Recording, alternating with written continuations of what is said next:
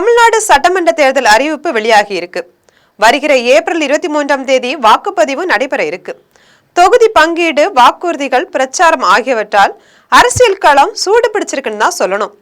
தேர்தலுக்கு சரியா ஒரு மாதமே இருக்கிறதால தொகுதிகளை இறுதி செய்யும் பணிகளும் நடந்து வந்துட்டு இருக்கு. பாஜக முன்னாள் மாநில தலைவர் அண்ணாமலை கோவையில் போட்டியிட உள்ளதா கூறப்பட்டு வந்துச்சு. இந்த நிலையில அவர் தேர்தலில் போட்டியிட விருப்பமில்லைன்னு டெல்லி தலைமைக்கு கடிதம் எழுதியிருப்பதா வெளியாகியுள்ள தகவல் அதிர்ச்சியை ஏற்படுத்தியிருக்குன்னு தான் சொல்லணும். இது பற்றி ஜெம் தொலைக்காட்சி வழங்கும் சிறப்பு செய்தி தொகுப்பை இப்போது காணலாம். 2021 சட்டமன்ற தேர்தலில் அண்ணாமலை அவரின் சொந்த ஊரான அரவக்குறிச்சி தொகுதியில போட்டியிட்டாரு. அந்த தேர்தலில் அவர் வெற்றி பெறல. அதன் பிறகு அண்ணாமலை கோவை மாவட்டத்துல கவனம் செலுத்தினாரு. அவரின் மனைவி அகிலாவின் சொந்த ஊர் தான் கோவை. கோவைக்கு வரும்போது அவரின் மாமனார் வீட்டில தான் தங்கினாரு.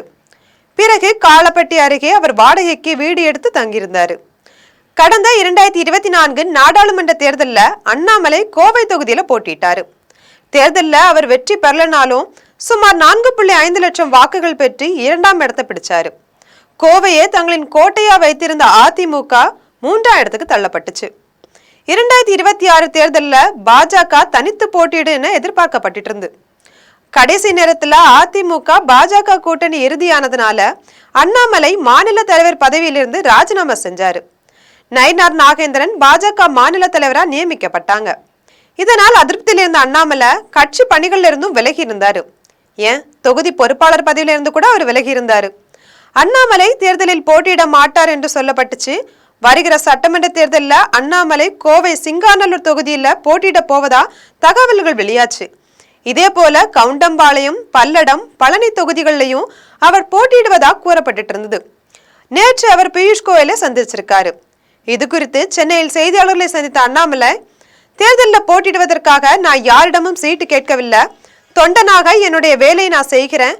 கட்சி தலைமை கூறினால் பார்க்கலாம் என்றிருக்காரு. இந்நிலையில பாஜக வேட்பாளர் பட்டியல் இன்று வெளியாகும்னு கூறப்பட்டு இருந்தது. பரபரப்பான நிலையில அண்ணாமலை தேர்தலில் போட்டியிடவில்லை என்று தகவல்கள் வெளியாகி இருக்கு. இது குறித்து அண்ணாமலை தரப்பில் கட்சி தலைமையிலான டெல்லிக்கு ஒரு கடிதம் எழுதியிருக்காராம்.